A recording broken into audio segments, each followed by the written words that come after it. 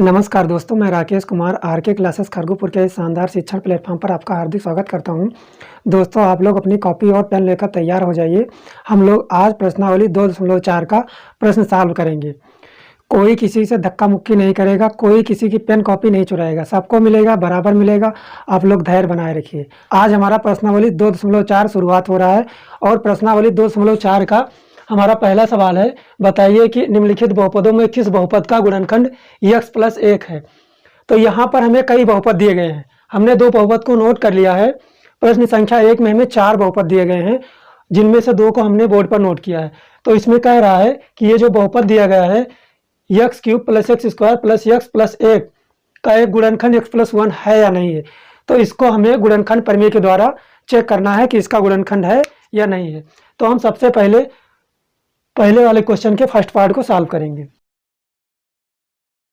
यहाँ पर first part में दिया गया है x³ + x² + x+1। तो इसको हम हल करेंगे।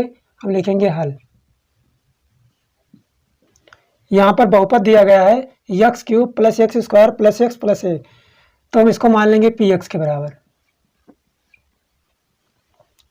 जब ये px बराबर मानेंगे तो ये हो जाएगा x³ + x² + x+1। अब ये कह रहा है कि निम्नलिखित बहुपदों में किस बहुपद का गुणनखंड x+1 है। x+1 दिया गया है। x+1 कह रहा है कि किस बहुपद का गुणनखंड है।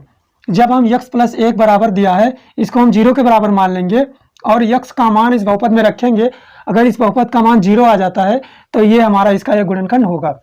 तो हम क्या करेंगे, x+1 को मान लेंगे 0। ये हमारा हो जाएगा। x+1 को हम 0 के बराबर मान लेंगे। यहाँ पर हमने लिखा x+1 बराबर 0, तो x बराबर हो जाएगा -1। x बराबर हो जाएगा -1। अब x के इस मान को हम इस बहुपद में रखेंगे।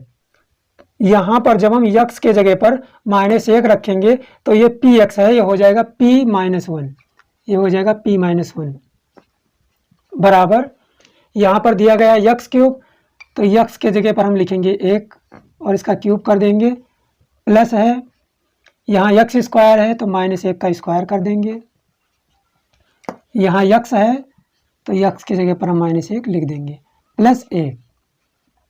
अब इसको हम सरल करेंगे तो ये हो जाएगा -1 का क्यूब हो जाएगा -1 और -1 का स्क्वायर प्लस 1 हो जाएगा।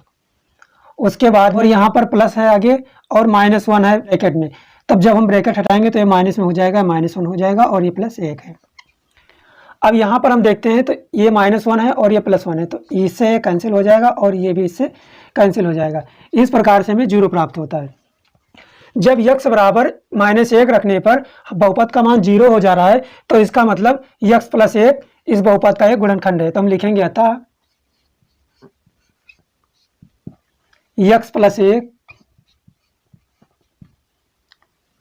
x³ + x² + x+1 का गुणनखंड है।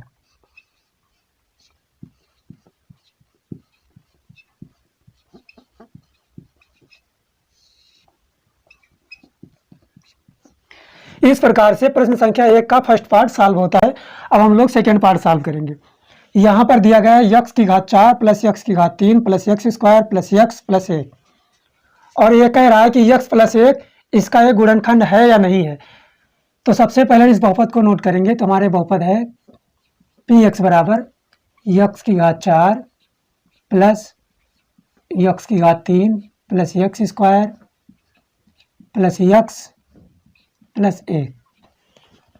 अब यहाँ पर x+1 को हमें चेक करना है। हमें x+1 को चेक करना है कि ये इसका गुणनखंड है या नहीं है।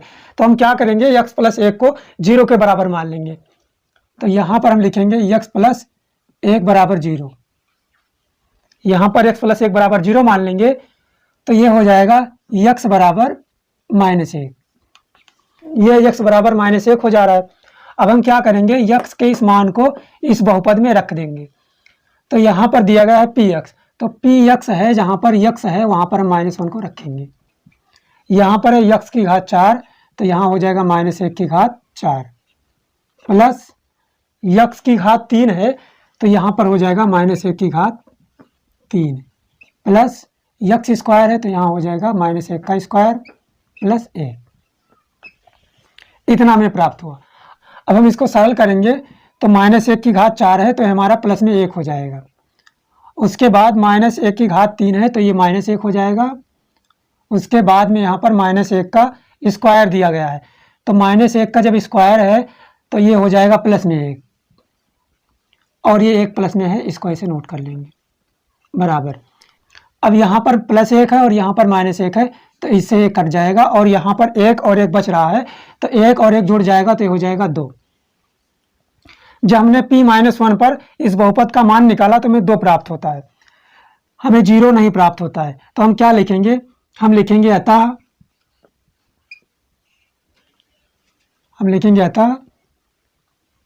x + 1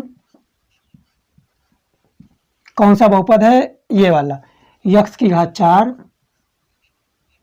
plus x⁴ plus x² plus x का गुणनखंड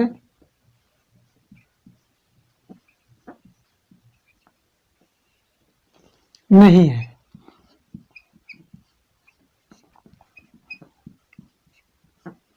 इस प्रकार से हमारा सेकंड पार्ट भी सॉल्व होता है। प्रश्न संख्या 1 में 4 प्रश्न दिए गए थे जिनमें से हमने 2 को सॉल्व कर लिया है और 2 प्रश्न को हम इसके बाद सॉल्व करते हैं। आप लोग इसको नोट कर लीजिए। इसके बाद प्रश्न संख्या 1 का तीसरा पार्ट है x⁴ plus 3x3 plus 3x² plus x plus 1। हमें इसको चेक करना है कि इसका गुणनखंड x प्लस 1 है या नहीं है। तो हम क्या करेंगे कि इस बहुपद में x का मान रखेंगे, x का मान इसमें आएगा x बराबर -1, x बराबर -1 इस बहुपद में हम रखेंगे। अगर इस बहुपद का मान 0 हो जा रहा है तो x प्लस 1 इसका गुणनखंड होगा, अगर 0 नहीं हो रहा है तो इसका गुणनखंड नहीं होगा। तो इसको हल करते हैं। हम लिखेंगे हल, हमारा बहुपद है px बराबर x⁴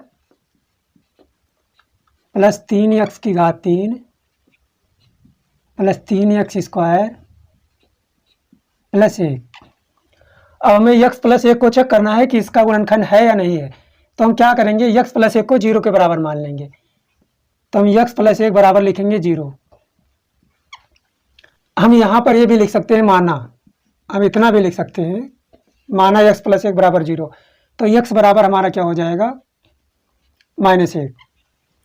अब x के इस मान को हम इस बहुपद में रखेंगे तो जब px में हम x बराबर -1 रखेंगे तो ये हो जाएगा p-1 बराबर x⁴ है तो यहाँ पर -1⁴ हो जाएगी प्लस, और यहाँ पर 3x⁴ दी गई है, यहाँ 3 और x⁴ है तो -1⁴ हो जाएगी प्लस 3x² है तो 3 लिखेंगे, उसके बाद x² की जगह पर -1 का स्क्वायर कर देंगे प्लस 1 हो जाएगा।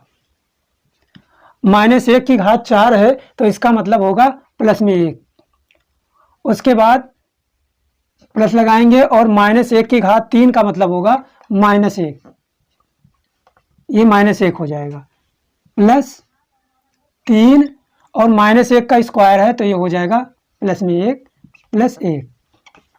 इसको हम और सॉल्व करेंगे तो हमें प्राप्त हो रहा है 1, और यहाँ पर 3 प्लस में है और 1 माइनस में है तो माइनस और प्लस का हमारा जो गुणा होता है वो माइनस हो जाता है। तो 3 एकम 3 ये हमारा -3 हो जाएगा प्लस 3 और 1 का गुणा प्लस में 3 और ये हो जाएगा प्लस 1। इस 3 से ये 3 कट जा रहा है तो हमें 1 और 1 बच रहा है, तो 1 ये प्लस में है और ये भी प्लस में है तो 1 और 1 हो जाता है 2। हमें 2 शेषफल प्राप्त हो जा रहा है। जब x बराबर हमने -1 रखा इस बहुपद में तो हमें 2 शेषफल प्राप्त हो जा रहा है, हमें 0 प्राप्त नहीं हो रहा है। तो हम कहेंगे कि x प्लस 1 इसका गुणनखंड नहीं है। तो हम लिख देंगे अतः x प्लस 1 बहुपद x⁴ plus 3x² plus 3x plus 1 का गुणनखंड नहीं है।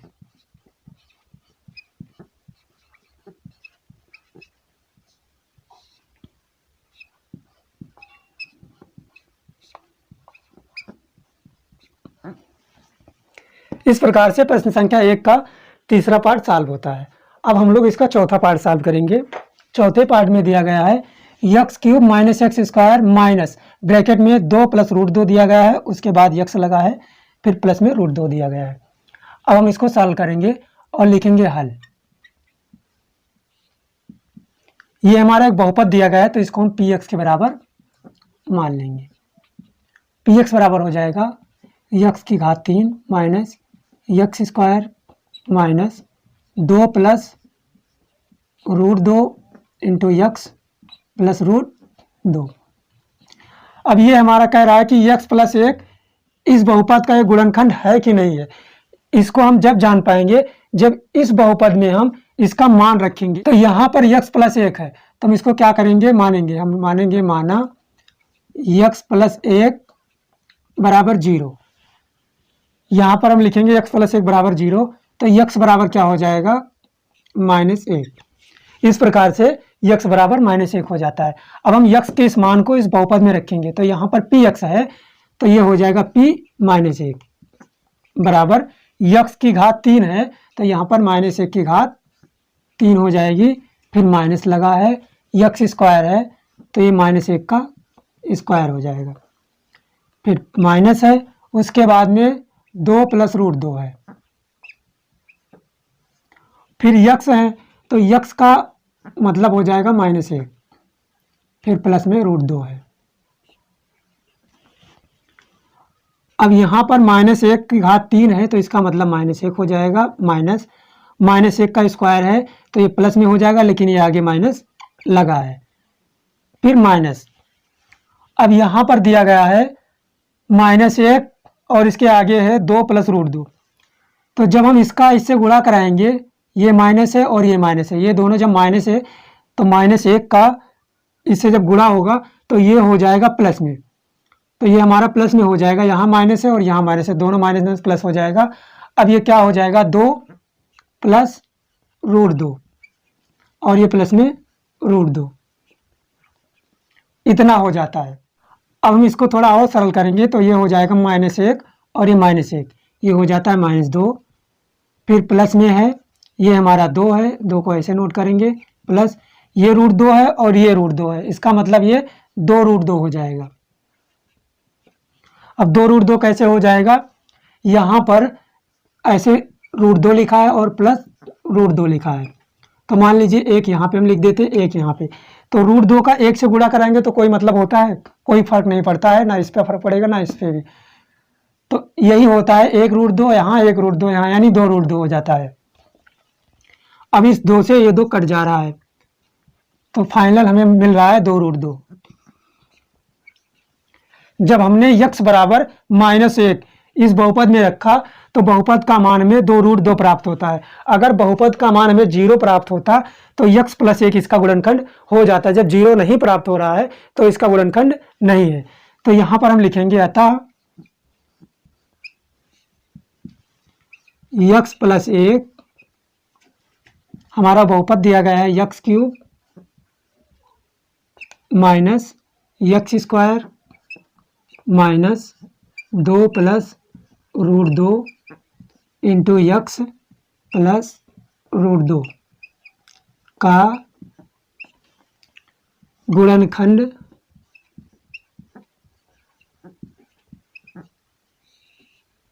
नहीं है। इस प्रकार से हमारा प्रश्न संख्या 1 सॉल्व होता है। आप लोग इसको नोट कर लीजिए। प्रश्न संख्या 1 के बाद प्रश्न संख्या 2 है, गुणनखंड प्रमेय लागू करके बताइए कि निम्नलिखित स्थितियों में प्रत्येक स्थिति में जी एक्स पी एक्स का एक गुणनखंड है या नहीं है। हमें 3 बहुपद दिए गए हैं और उनकी 3 स्थितियां दी गई हैं। ये हमारा पी एक्स है और ये हमारा जी एक्स है। अब ये कह रहा है कि जी एक्स जो हमारा दिया गया है एक्स प्लस 1 इस बहुपद का गुणनखंड है या नहीं है। तो हमें यक्स का मान इसमें रख के चेक करना है, तब हमें पता चलेगा कि इसका गुणनखंड है या नहीं है। यदि यक्स का मान रखने पर इस बहुपद का मान हमें 0 प्राप्त हो जाएगा तो मानेंगे कि इसका गुणनखंड है, अगर नहीं 0 हो रहा है तो गुणनखंड नहीं होगा। तो सबसे पहले हम इसके फर्स्ट पार्ट को सॉल्व करते हैं। तो हम सबसे पहले फर्स्ट वाले को सॉल्व करेंगे। यहाँ तो हम लिखेंगे हल। हमारा बहुपद दिया गया है पी एक्स बराबर 2x³ plus x² minus 2x minus 1 कामा करके लिखेंगे हम जी एक्स बराबर x प्लस 1। अब यहाँ पर हम जी एक्स को 0 के बराबर मान लेंगे, तो हम लिखेंगे माना जी एक्स बराबर 0। यहाँ पर हमने जी एक्स को 0 के बराबर माना है और यहाँ पर जी एक्स का मान क्या दिया है x प्लस 1, तो इस जी एक्स के स्थान पर इसका मान रख देंगे हम, तो ये हो जाएगा x प्लस 1 बराबर 0। तो x का मान क्या हो जाएगा -1। अब हम x के इस मान को इस पी एक्स में रखेंगे, इस बहुपद में जब रखेंगे, अगर इसका मान 0 हो जाएगा तो x प्लस 1 इसका गुणनखंड होगा। तो हम क्या करेंगे, पी एक्स जहाँ पर है वहाँ पर हम -1 रखेंगे, तो p है और x है, तो x की जगह पर हो जाएगा -1, तो पी एक्स की जगह पर हो जाएगा p -1। इसके बाद है 2x³ है, तो x की जगह पर -1 का क्यूब हो जाएगा, प्लस x² है तो वहाँ हो जाएगा -1 का स्क्वायर, माइनस 2x है तो 2 वैसे रहेगा और x की जगह पर हो जाएगा -1, इसको नोट करेंगे।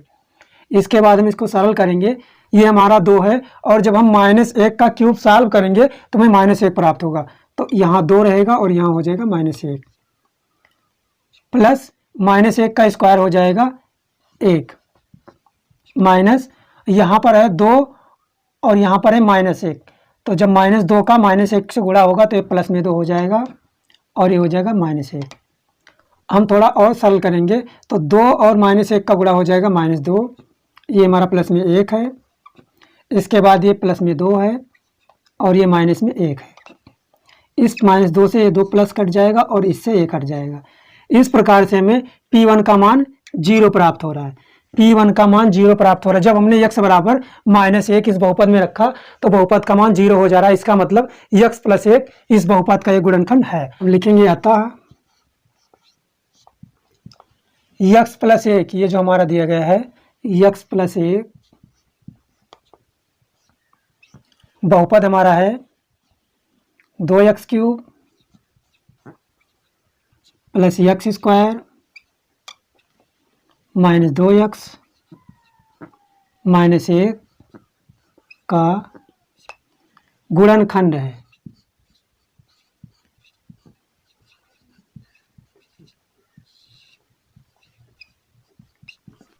इस प्रकार से प्रश्न संख्या 2 का फर्स्ट पार्ट सॉल्व होता है। इसके बाद हम इसके सेकंड पार्ट को सॉल्व करेंगे। हमारा सेकंड पार्ट दिया गया है px बराबर x³ plus 3x² plus 3x plus 1 और gx बराबर दिया है x प्लस 2। तो हम दूसरे वाले पार्ट को सॉल्व करेंगे। तो यहाँ पर लिखेंगे हम सेकंड नंबर और लिखेंगे हल। हमारा बहुपद दिया गया है px बराबर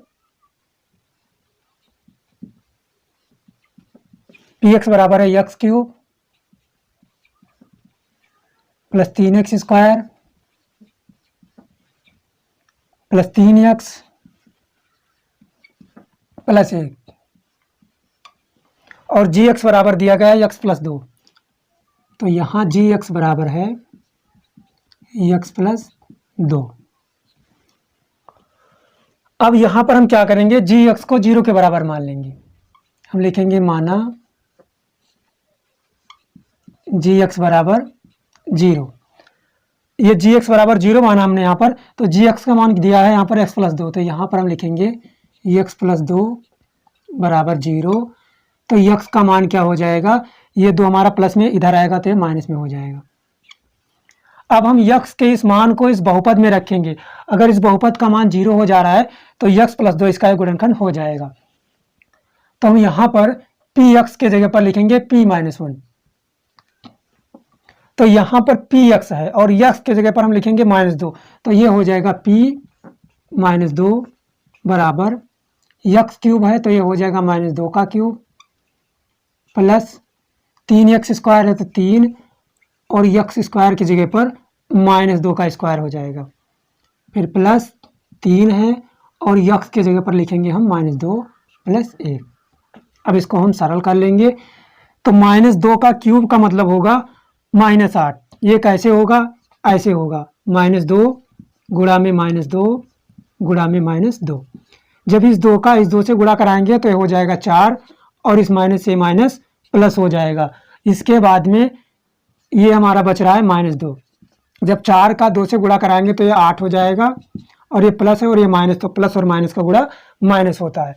इस प्रकार से गुणा हो जाएगा तो ये हो जाएगा -8 प्लस यहाँ पर 3 है और -2 का स्क्वायर हो जाएगा प्लस में 4, तो ये प्लस में 4 हो जाएगा। अब यहाँ पर 3 का हम -2 से गुणा कराएंगे तो 3 हमारा प्लस में है और 2 माइनस में है, तो 3 दूनी हो जाएगा 6 माइनस में हो जाएगा प्लस 1 बराबर -8 प्लस 4 3 12 -6 प्लस 1। अब हम प्लस प्लस वाले को जोड़ लेंगे और माइनस वाले को अलग जोड़ लेंगे। तो यहाँ पर 12 है और यहाँ पर 1 है, तो 12 1 हो जाएगा 13 और यहाँ पर -8 है और यहाँ पर -6 है, तो -8 और -6 14 हो जाएगा, तो ये हो जाएगा -14। तो 13 हमारी छोटी संख्या है, 14 हमारी बड़ी संख्या है। हम छोटी संख्या में से बड़ी संख्या को घटा रहे हैं तो माइनस में हो जाएगा ये, यानी 13 में से जब हम 14 को घटाएंगे तो हमें -1 प्राप्त होता है।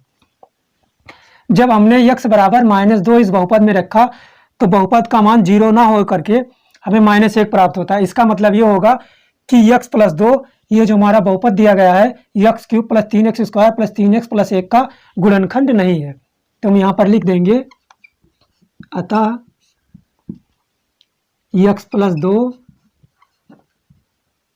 हमारा बहुपद है x³ + 3x² + 3x + 1 का गुणनखंड नहीं है।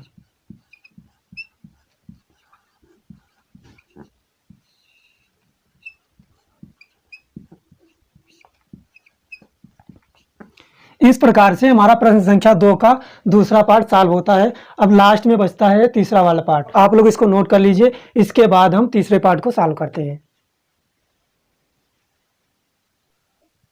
दूसरे प्रश्न के फर्स्ट पार्ट और सेकंड पार्ट को हम लोगों ने सॉल्व कर लिया था।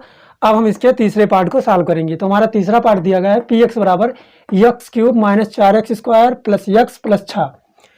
हमें इसमें gx का मान दिया है x - 3, तो gx कह रहा है कि gx इसका एक गुणनखंड है या नहीं है। तो हम लोग इसको हल करते हैं। यहाँ पर हम इसको हल करेंगे, ये हमारा थर्ड वाला क्वेश्चन है, तो हम लिखेंगे हल। यहाँ पर px बराबर दिया गया है x³ - 4x² + x + 6 और gx बराबर हमारा दिया गया है x - 3।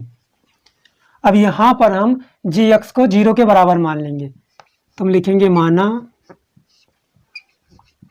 gx बराबर 0 और gx का मान क्या दिया गया है x - 3, तो यहाँ पर हम gx का मान लिख देंगे x - 3 बराबर 0।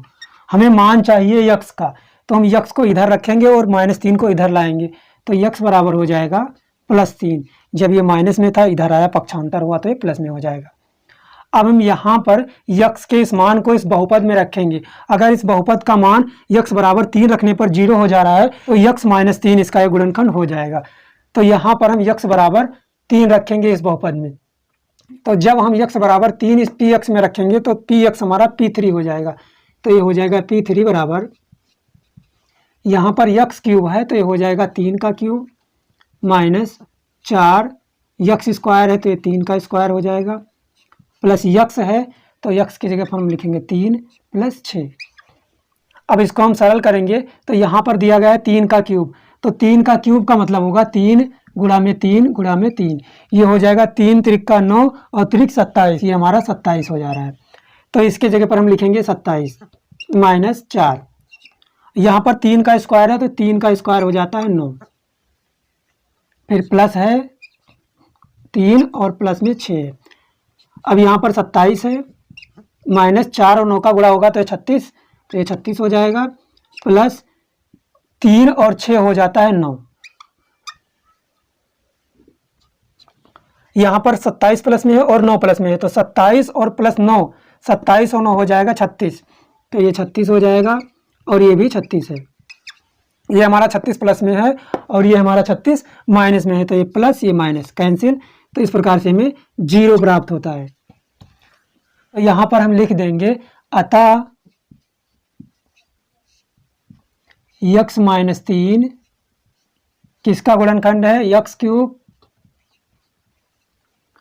Minus 4x square plus x plus 6 का गुणनखंड है।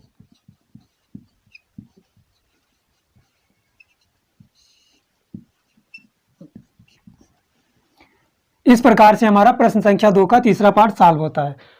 हम आशा करते हैं कि प्रश्न संख्या 2 आपको बेहतर समझ में आया होगा। आप लोग इसको नोट कर लीजिए। दोस्तों आज हमने प्रश्न संख्या 2 तक सॉल्व किया है। इसके बाद हम लोग कल प्रश्न संख्या 3 से स्टार्ट करेंगे। दोस्तों अगर आपको हमारे द्वारा दी गई जानकारी अच्छी लग रही है तो आप हमारे वीडियो को लाइक करें, शेयर करें। अगर आप हमारे चैनल पर पहली बार विजिट कर रहे हैं तो चैनल को सब्सक्राइब कर लीजिए, जिससे हमें आपका सपोर्ट मिलेगा और आपको हमारी वीडियो का नोटिफिकेशन सबसे पहले प्राप्त होगा।